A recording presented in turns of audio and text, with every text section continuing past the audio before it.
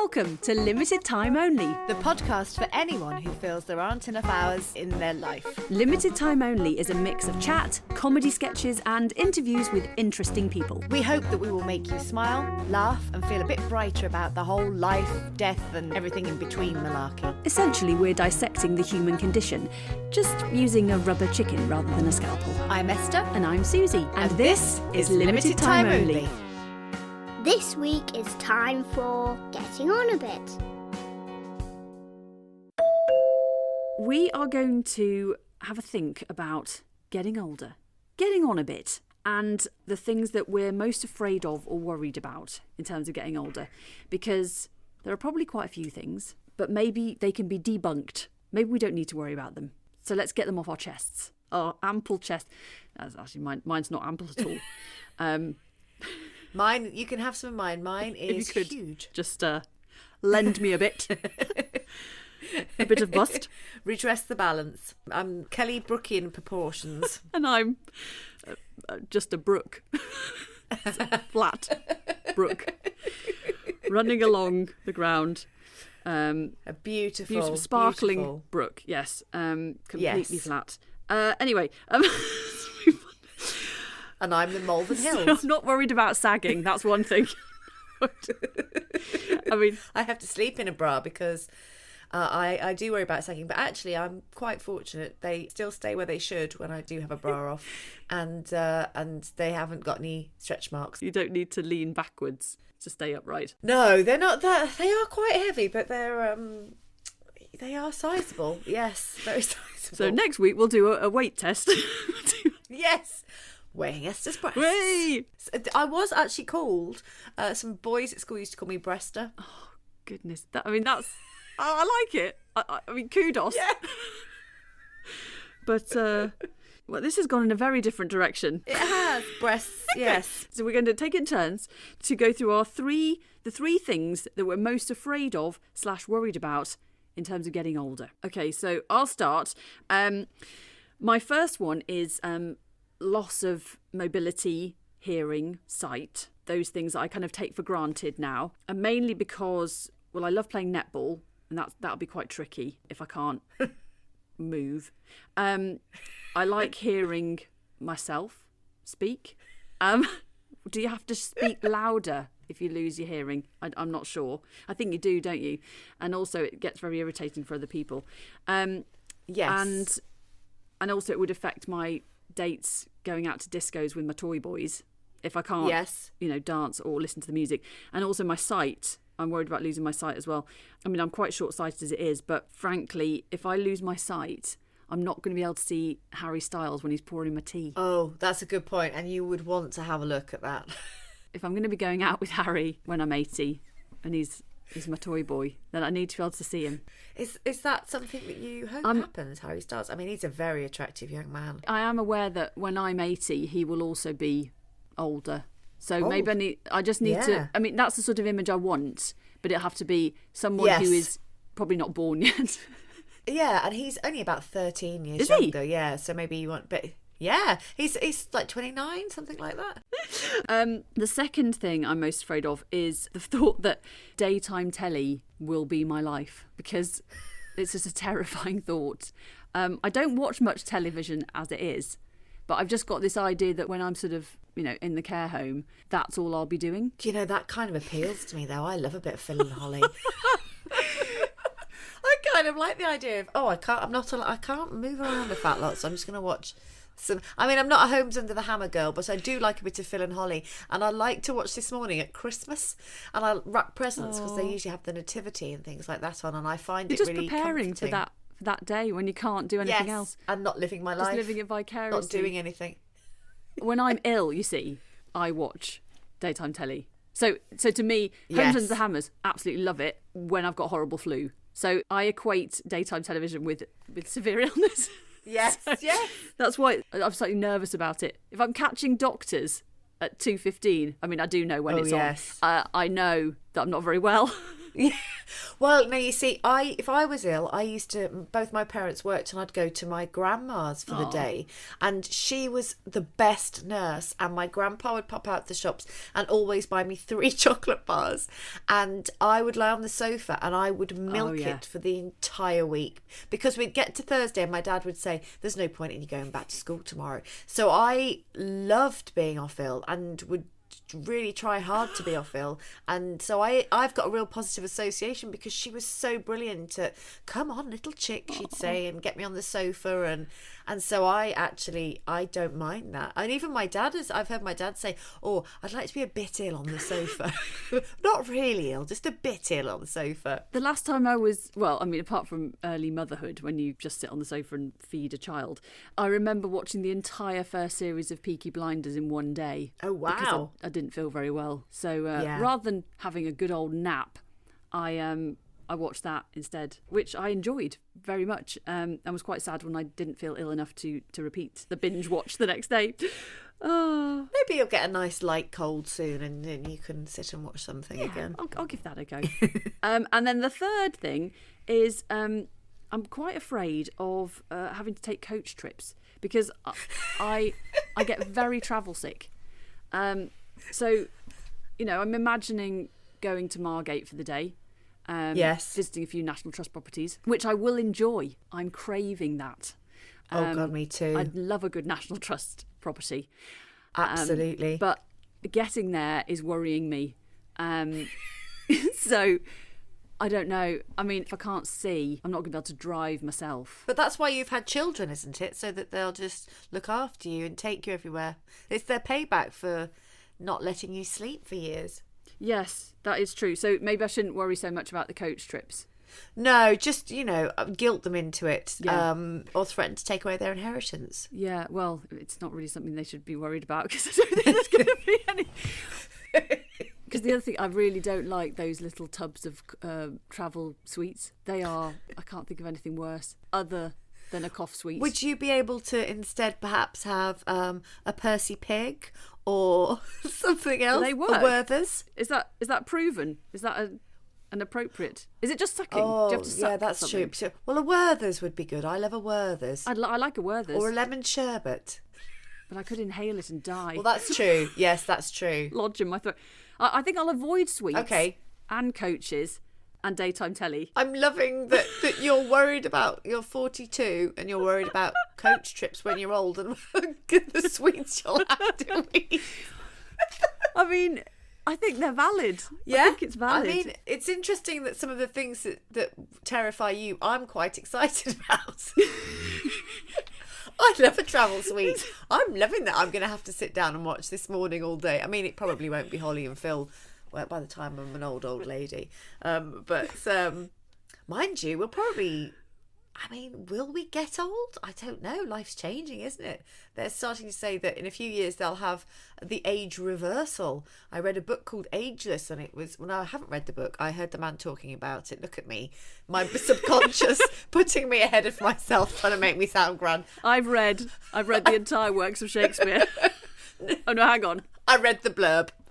And this guy, I saw him being interviewed, and then I read the blurb on the book, and he was saying that soon they're going to know how we can become ageless so that people won't develop diseases, and then we'll still die, obviously, but there'll be less ill health. That'd be great. So hopefully these things may not happen. The negative aspects of ageing they hopefully won't happen for our kids. We'll see. Although there's going to be climate change, isn't there? So they might not want it. I mean, it's all still doom and gloom, isn't it?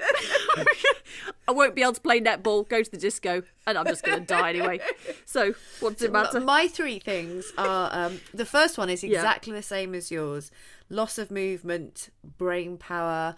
I'm worried that I'll get dementia or something and I won't know who anybody is, because I think that would be just scary.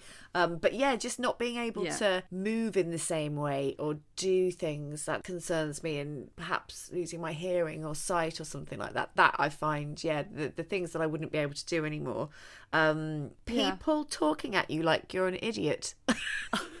Sorry, love, what did you say? Yeah. We might need to bleep this. Warning, naughty swear word coming up. Specifically,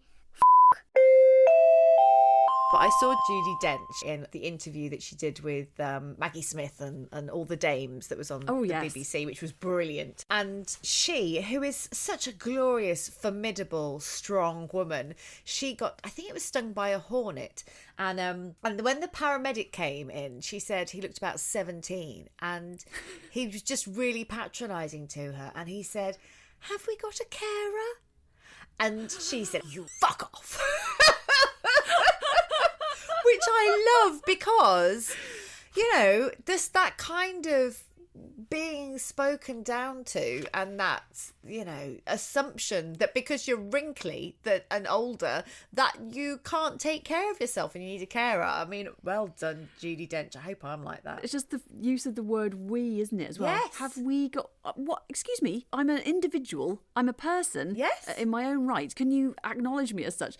Why do I have to be suddenly infantilized? Very weird. That was a good impression, by the way. Thank you Esther. very much. I'd quite like you to do it again. Okay, shall I? You fuck off. Yeah, and I like the way she used the word "you." Yes. I mean, that is actor intelligence, like bam, right there, isn't it? Yeah. She's just switched it round. Oh, JD. DJD. But that talking to people like they're... It's so I don't know weird. when that happens, but you kind of get to a certain point and suddenly they just don't seem very capable, or you get... They speak to you like a child. like speaking more loudly, and they wouldn't really understand that, or... Yeah, I'm worried about that. Slightly childish Yeah. language. Yeah, it's very strange. The third one is loss of opportunity. That as you get older... and I think that's changing, but as you get older, there just seems to be just things that you're not going to be able to do. Yeah, but you'll have coach trips. Yeah, coach trips. And this is actually a fourth one, but the which is actually, maybe I shouldn't say this one, but not aging, actually. I'm scared of aging, but then I'm equally scared of not aging, because what's the alternative? I've got loads of things I want to do yet. What? I don't understand. Well, I mean, as in, if you're not aging, then you're dying or you're dead. Oh, I see what you mean. Yeah, but then you wouldn't know, would you? No, that's true. Unless I'm sort of end up in some weird limbo. So you're scared of purgatory. Yes, I am. Scared of purgatory. Well, let's get existential. We interrupt this programme with a U-bash. Today raised more questions than it answered, as usual. Questions like, who do I think I am? Why haven't I done anything memorable yet? And when will I ever be truly happy? Unfortunately, I wasn't available for comment, so we will return to this story every day for the next 45 years. Goodbye.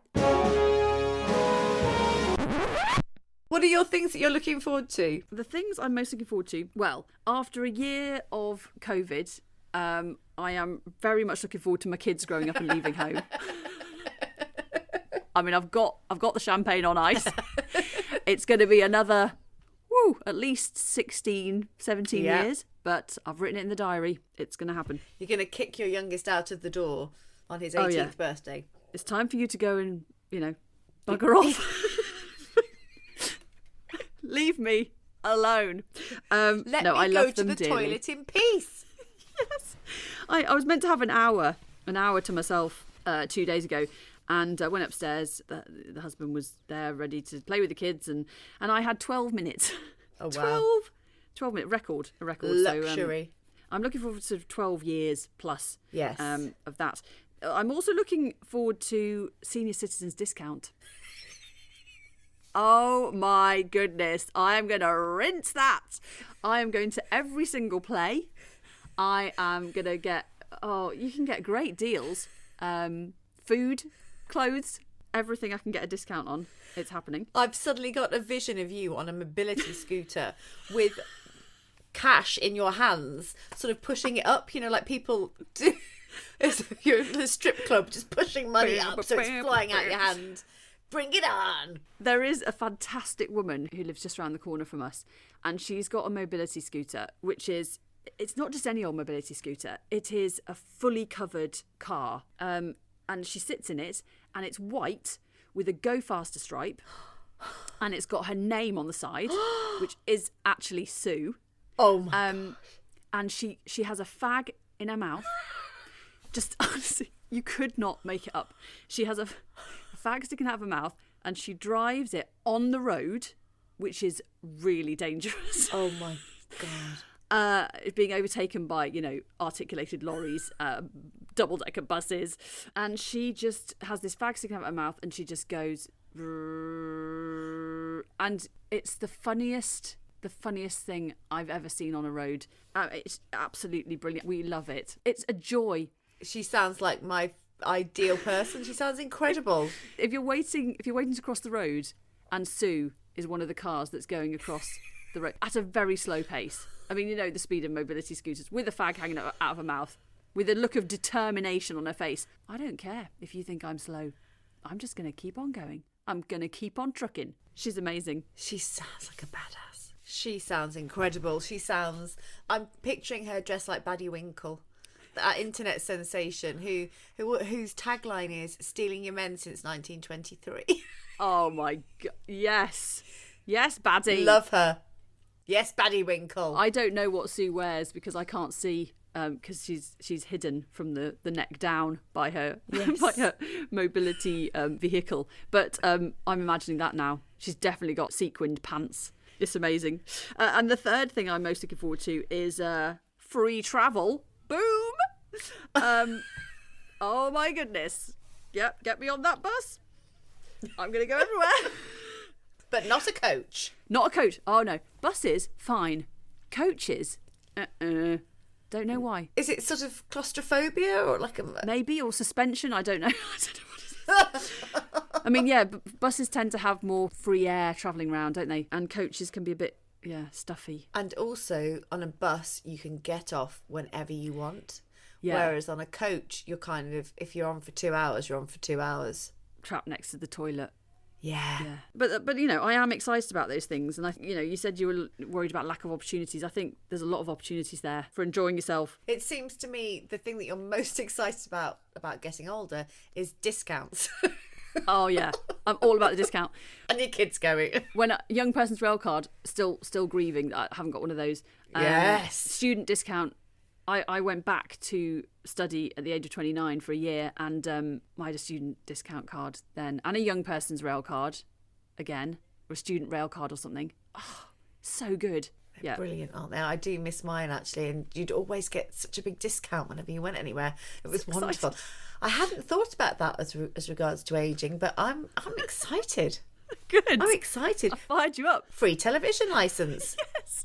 Oh yeah, for your daytime TV watching. Great. What about yours? Mine are, the first one is, I'm looking forward to calling everybody lady, like Bet Gilroy and Rita Fairclough. Hey lady. Think on, are you going to go think northern? On lady. Why are you going to go northern? Is it because everyone goes northern when they get older? I think it's because it's Manchester. I think I'm just going to become northern. Yeah. I just used to love watching those old matriarchs, and they probably weren't old at the time because Rita Fairclough is still in it. But I just loved watching those sort of formidable older women who you just wouldn't mess with, and they'd be like, "Think on, lady, think on." Yes. And I always thought, oh, one day I'll be really incredibly self-assured. Oh, yeah. And everyone will have massive respect for me and also be a little bit scared of me, and I'll just call everybody lady. Yes. The gravitas I've always craved is going to come. Yes. With age and a northern accent. It's going to be... And a northern accent. When do you get it? Age 65? Is it pension age, kind of, the northern accent Perhaps, hit? yeah. Pension age. Yeah, pension age. Although Madonna's nearly 65, isn't she? Maybe she's going to go... Should we know? All right. Like a virgin. Ooh. Oh, me back. Touched for the very first... My second is also kind of in the same vein. I've never wanted to dress like Joan Collins or that kind of glamorous older woman thing, but I've always kind of admired it and then thought, maybe when I'm old, I'll just start wearing like loads of pearl necklaces and neck scarves and like bling. Yes. And part of me thinks I could really sort of embrace that. And like Iris Apfel, have you ever seen Iris Apfel? She's a brilliant American woman who's nearly 100, and she just wears these crazy... when Johnny Depp was Willy Wonka in Charlie and the Chocolate Factory, she wears those sort of colourful round spectacles, and then she's all in like bright colours, and I kind of think, yeah, maybe I'll just dye my hair purple, or maybe I'll go like Rita Fairclough, Joan Collins, kind of very glamorous matriarch. That's not how I dress at all now, but maybe that's coming for me. Yeah, you can do it. Yeah, well, I was thinking about that as well. Like, similarly, kind of, I'd like to wear more outlandish clothes because why the hell not? And also, just you saying that about glamorous and things, I'm absolutely dreadful at putting lipstick on. I think my lips might be the wrong shape for lipstick. They just sort of spills over. I can't get it. I've watched YouTube videos and everything. I love red lipstick, but I very rarely wear it. I'll often put it on to go out and then rub it off in a fit of pique because I just think it looks terrible.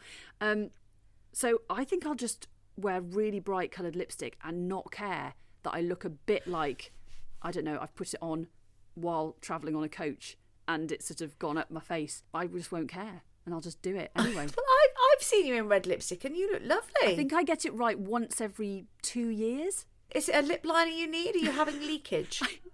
I just can't. I can't do it, and I feel embarrassed and exposed. Oh, well, you see, I love a bold lip. I feel more confident. Yeah, I just need to get it right more than once every 100 times. Yeah, and then you wouldn't feel quite so vulnerable. Maybe you could do a tutorial for me. Absolutely. I mean, I'm not amazing at it, but yeah, I just love a bold lip. Yeah, bold lip. I love a bold lip, lady. I love a bold lip. I love it. I love a bold lip, me. What you wearing? Revlon. My third thing is I'm looking forward to all the extra wisdom and knowledge and opportunities. Well, I said I'm worried about not having opportunities, but all the things that I will have done by the time I get to that age, and the things that I will have learnt and that I will go on to learn, and that I can pass back down. The wisdom back down. Pass the wisdom. Like a little Yoda. Like a little baton. Like a little baton. Little wisdom baton. Little Battenberg. So I'm quite excited about that. I think that will be rather nice. Oh, it's great. Yeah. Oh, I'm becoming Miss Marple. I'd quite like to become like a Miss Marple figure, you know, with a clutch bag and pearls and solving murders. Yeah. Could we be a duo? Rosemary and Thyme. Oh, yeah, I never watched that. No, I didn't really, but it's the only elderly duo. I mean, I'm sorry to call them elderly, but they were older than me when the program was made. Therefore, they're old. Anyone older than me, even by 6 months, I think, oh, crikey. Yeah, I can see us now solving crimes, wearing outlandish clothes, with a bold lip, mine half went my face, watching daytime television, travelling on the bus for free. On our mobility scooters. With our coupons. Being served tea by hot young men. Absolutely. Nailing old age.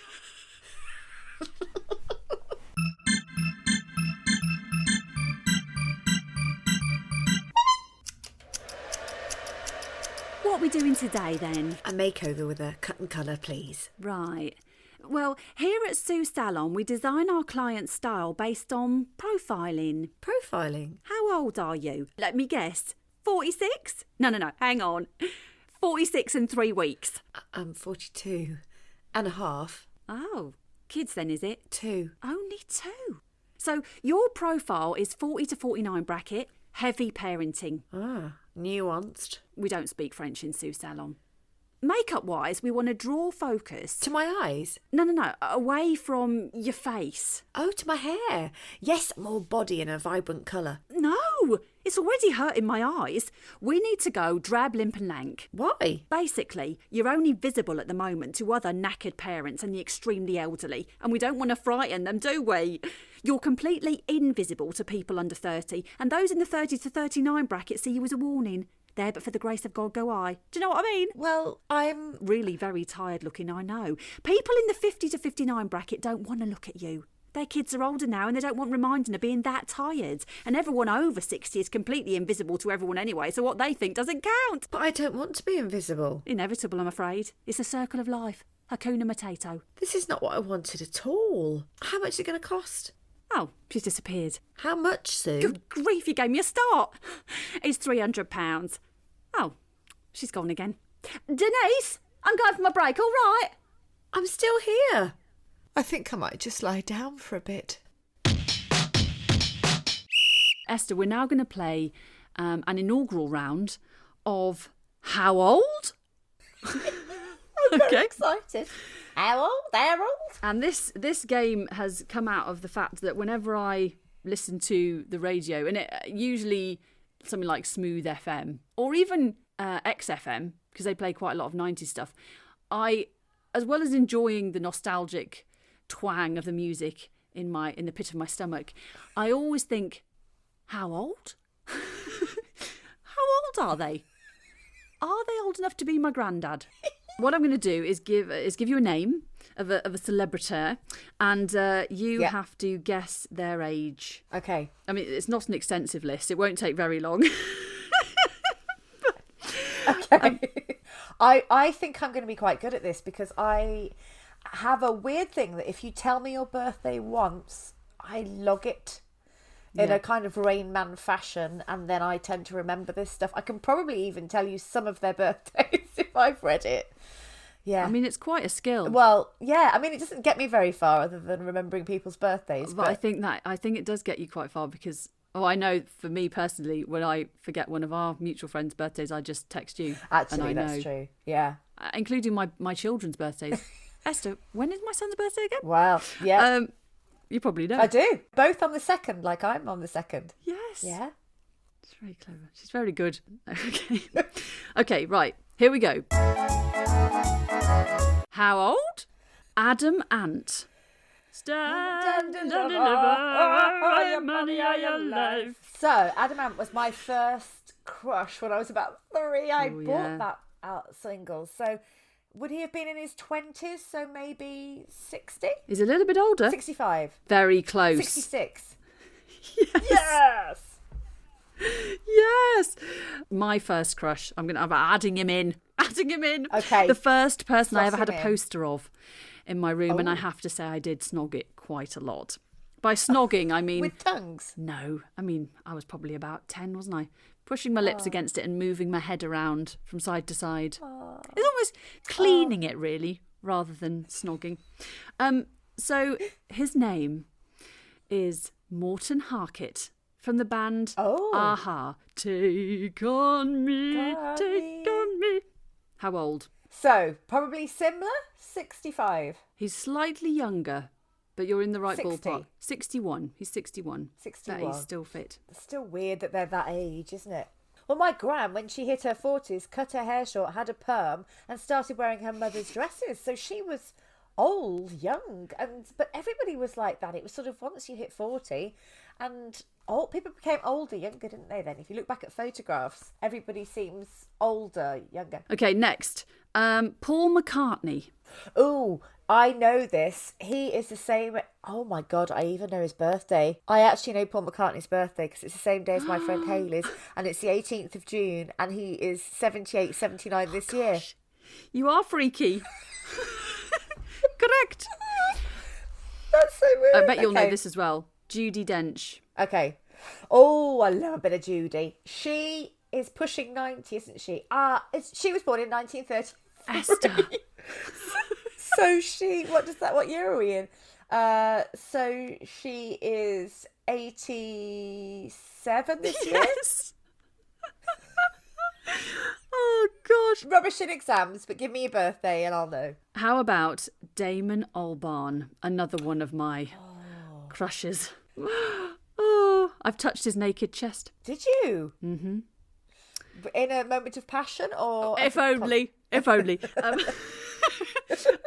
fact, I had actually just split up with someone, and that day and that evening, I had tickets for Blur at the Wolverhampton Civic Hall, and I went with my friend Ruth and got quite drunk and got into the mosh pit at the front, and he decided to do a bit of crowd surfing, and I made darn sure I was close enough to touch his sweaty. No, I didn't do it with my tongue. I should have done that. No, I had to lean across quite a few people, get the tips of my fingers onto his sweaty chest, and I still haven't washed them. Oh, I think he's going to be scary. I think he's going to be 53. Oh, you're so close. 52. Well done. You are good at this, though. Blimey. Yeah, I am. Yeah. Okay. Yeah, I am. Don't mean to toot my own horn. Why not, eh? Why not? You'll know this one. Dolly Parton. Jolene, Jolene, Jolene, Jolene. All my impressions sound the same, if you've noticed. What I do know about Dolly is that she is Fabulous. fabulous and hilarious. And she's in her 70s, I think. But I don't know exactly. She is. 74. Very close. It's 75. She looks She's very, amazing. she's absolutely incredible. She's such a great woman. She is, isn't she? She's brilliant. Really inspirational. And so talented. Yeah. Okay, let's go to Kevin Costner. I mean, I've just written down people I used to fancy when I was a teenager, basically. Dolly Parton, Kevin Costner, and Damon Albarn. Yeah. Okay. In that order. Kevin Costner, I think 64. Very close. He's 66. 66. Oh, God. Yeah. And God, what is worrying is that I realised that all the people I fancied when I was a kid, like early teens, were basically the same age as my dad. Oh, really? Anyway. My first crush was Magnum P.I., so he is the same age as my dad. And my dad had a moustache and dark hair, so God knows what that means. Okay, this is a bit of a random one. Michaela Strachan. Oh, Lovely Michaela Strachan. Michaela, who just doesn't really ever change, does she? No, she hasn't aged, actually. No. She's got the elixir. Whatever she's having, it suits her. She's probably 50s. Yeah. 55. 54. You're so good at this. Oh. Paul Young. Wherever I lay my hat. That was either Paul Young or Louis Armstrong. Or somebody from the Muppets. That's my home. To be honest, it was like he was in the room, Suze. I didn't tell you. Paul, thanks for being us. He's going to be... he's 60? A bit older. 2. Bit older. 65? Yes. Yes. Yes. She's channeling Paul Young. Who's she going to channel next? I'm going to channel the Australian bombshell. What's her name? Okay. Kylie. Okay. Do a bit of Carl. I should be so lucky, lucky, lucky, lucky. Yep, that was me doing Kylie. Beautiful. I know exactly. Now, Kylie is another one where I actually know her birthday. Because she was born the same day as my gran, which is May the 28th, and she's 10 years older than me, 68, so she's nearly 53. Oh, my goodness, Esther. I mean, it's great, but terrifying that you know this stuff. And it's such a waste of my brain. How about Yaz? Do you remember Yaz? I only do. way is up. I can't do an impression of her. That's Paul Young. With Louis Armstrong. Yaz. Probably 50s again. 57. Tiny bit older. 8. Tiny bit older. 9. Tiny bit older. 60. Yep, she's 60. I mean, that was a huge song. The Only Way Is Up. Oh my gosh. And she was just so cool. Yeah, so cool. She looked fabulous. And she probably still does. I just haven't Googled her face. Okay, I've got one more. Okay. Well, it's just because I like them massively. Erasure. Andy Bell, the singer from Erasure, who were a massive band for me in the 80s and 90s, and they're still going. And I think he's got a phenomenal voice. I tried to discover a little something to make me... Oh, baby, Paul, that's not your song. Just back off, okay? Go and lay your hat somewhere. He's gone. Probably 57. Esther, he's 56. But, yes! I mean, 56. Close enough. Close enough for jazz. Esther, well done. You scored some number on the inaugural round of... How old? Well done. How old? Well done. Thank you. Round of applause. It's time for an ad break. Strap yourselves in. I'm Kylie Napkins, national treasure. You may remember me from... Actually, I can't remember anything I've been in. Not for ages. Anyway, buy this life insurance I'm advertising, because you will die. You know, you threw this out there and said, would you be interested? And I thought, oh, how lovely, you know, and I get to see Susie again, we haven't seen for ages, and Esther, because, you know, we have chatted quite a lot, haven't we? But it's lovely. It's just, I was so thrilled to be asked. Oh, really? Seriously, you know, it's just felt very honoured. We were honoured you said yes. Today's guest is Melanie Hamilton. Melanie has taken a leap so many times in her life, making changes that a lot of us would be scared to do. From upping sticks with her family and moving to France in her 40s, to deciding to follow her heart's desire and become an actress in her late 50s. Melanie is definitely someone who feels the fear and does it anyway. As women in our early 40s, and this episode is time for getting on a bit, Susie and I were keen that the guest be a little bit older than us. Someone who we find inspiring, lives their life to the fullest and doesn't necessarily follow convention. And that is most definitely Mel. We wanted to speak to her about getting older, things she's learnt would pass on to her 40-year-old self, and how she decides to make these big changes.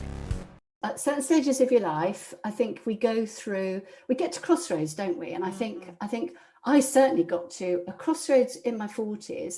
And I've thought about this long and hard, actually, because in my 40s, that was a conscious decision, but it was more of a family decision. And we upped sticks. We thought, Christ, you know, time's moving on. What do we really want for our family? I've got 2 young boys, and we'd always wanted to experience living abroad. So we moved lock, stock and barrel, bonkers, but we did it. And I don't have any regrets about that. We moved to France and we spent 6 years there. And we ran a holiday letting business. My husband was a farmer in a previous life, so we had a sort of like a little small holding, and he grew veg and stuff.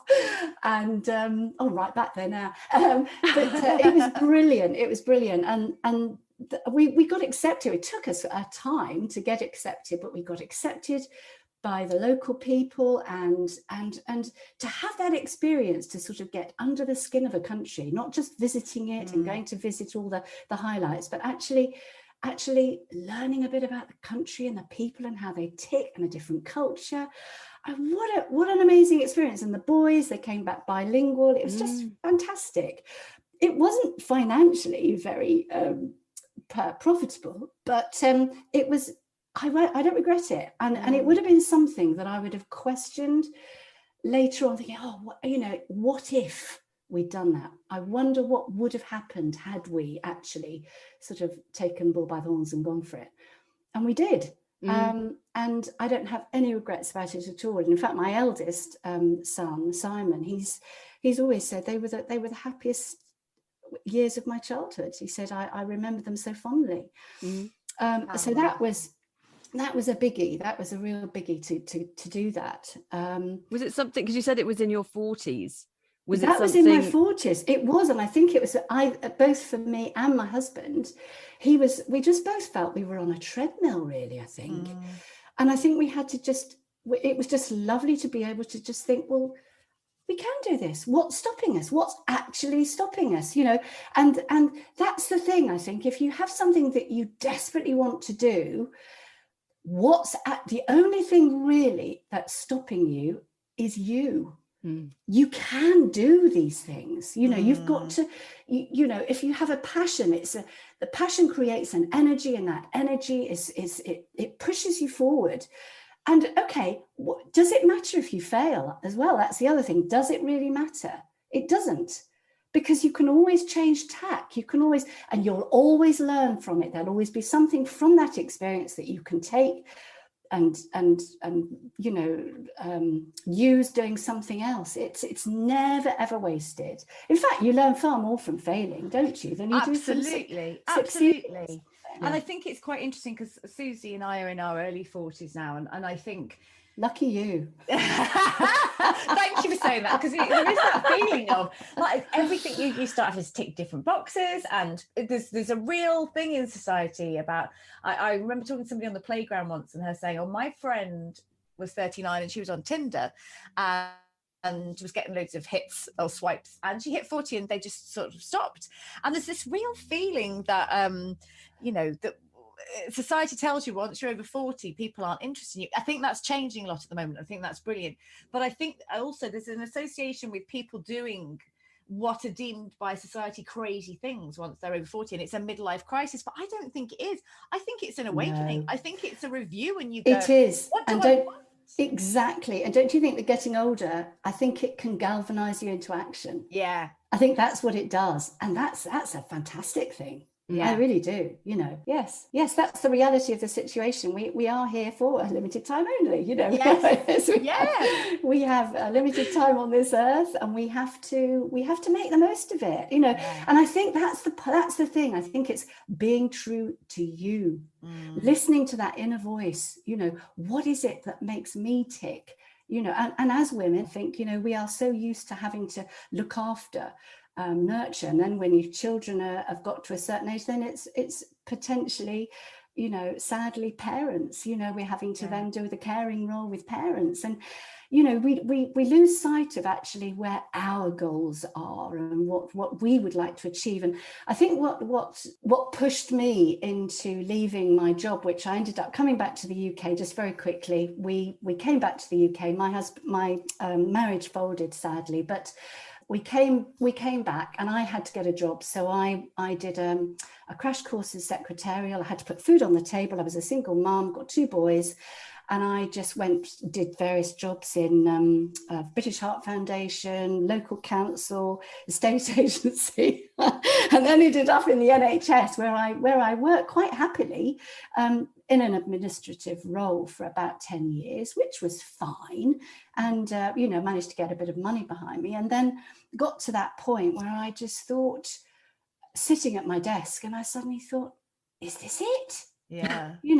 And the realization that hit me, and it was like a bolt out of the blue, this one, a real bolt out of the blue. And I just thought, well, my kids don't need me anymore. They're pretty much, flying the nest.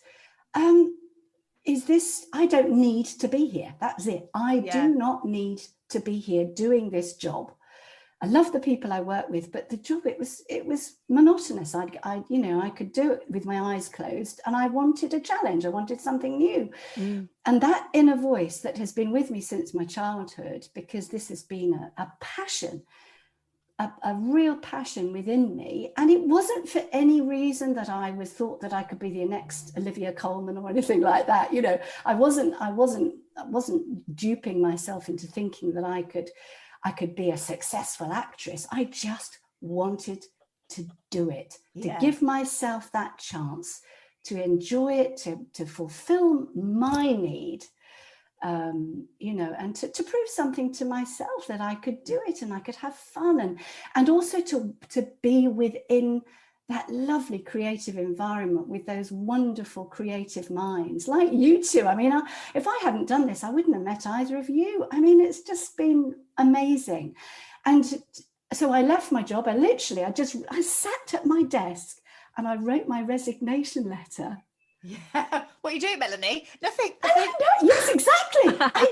Exactly. And they did. And the girls, they were lovely. And they sat there, and I had this big grin all over my face like a Cheshire cat. And I walked out of the room into my boss's office and put it on her desk. And I came back and I stood there and I sort of went, I've just handed my resignation in. And they all looked at me like I was completely bonkers. But I think, also that was it. I just thought I felt so free. I can imagine. So you had the thought. You had the thought you were going to do it, and then you literally did it right there and then. That's so inspiring. That's so inspiring. I did it right there and then.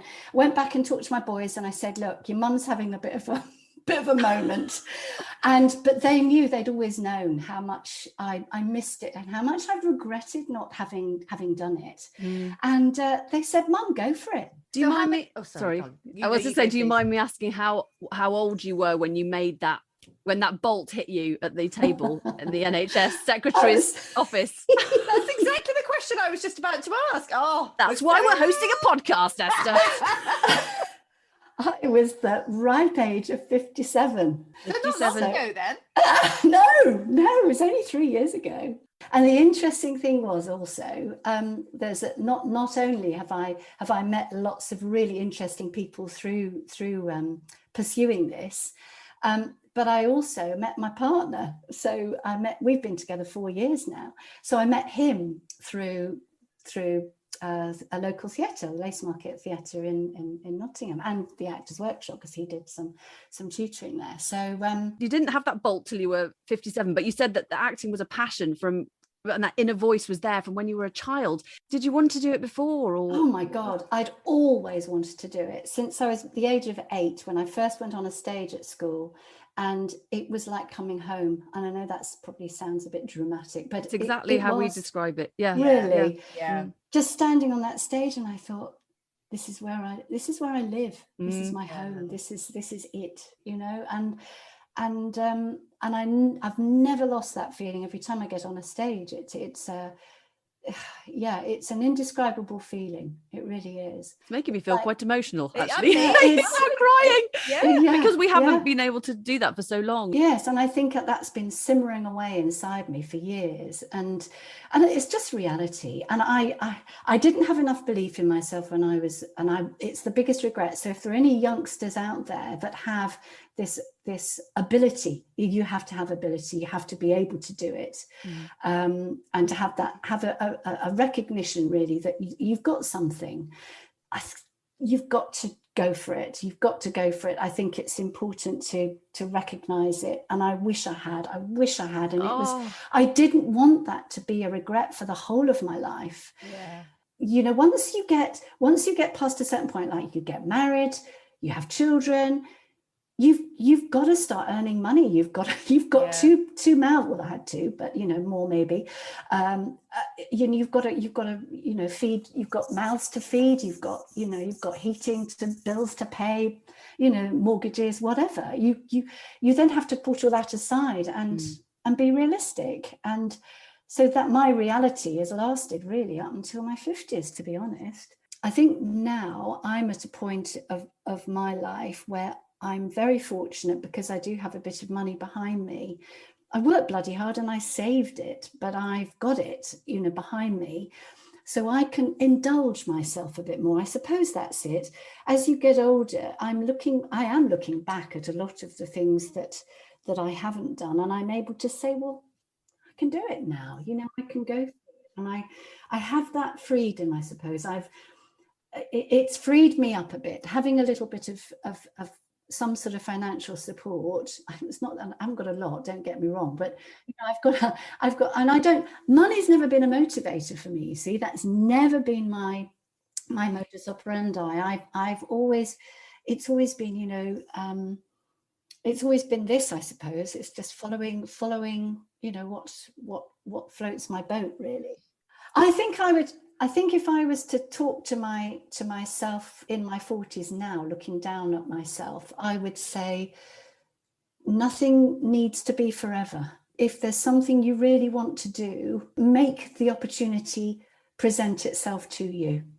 I think I found something which was actually written by Wanda Sykes. Now I don't know her. She's an American actress. She wrote, if you feel like there's something out there that you're supposed to be doing, if you have a passion for it, then stop wishing and just do it. Isn't that fantastic? And I think that's what I would tell my 40-year-old self. People are drawn towards positivity, positive people. If you feel negative about things or think, oh no, I don't think I can, or I wish I could do that, but I don't think I can, or now's not the time. I think if you go for it and you use a positive mental attitude, I think you draw positivity to you, and it's sort of like a self-propelling thing. This probably should be our last question. How would you define success? I suppose my interpretation of it, for me, it's being true to myself. It's a striving for an inner contentment, I suppose, and a peace. To feel happiness, I think, is something that it's not sustainable. But I think to feel content that I've tried, I've had a go, being able to fulfill my passion. I love that, being true to myself. Just written it down. I've written several things you've said down, Mel, because I think they're absolute nuggets of joyous wisdom, really. Whenever I'm with you, Melanie Hamilton, I feel energised and alive and happy and positive, and I think you are such an inspiring person, and I adore you. Oh, Thank you so much for coming on the podcast. It's been a delight to have you here. thank you so much for inviting me. I've had such fun. You have been listening to Limited Time Only. If you've enjoyed this episode, then why don't you share it with someone you think would enjoy it too? Please like, follow or subscribe so we can pop into your ears on a regular basis. We'd love to hear your thoughts on the podcast. Your glowing reviews will help to shape future episodes and help other people to find us. You can join the Limited Time Only conversation on Facebook, Twitter and Instagram. And you can email us hello@limitedtimeonlypodcast.com. We'll be back for more next time. But for now, don't you go changing, lady. Or man.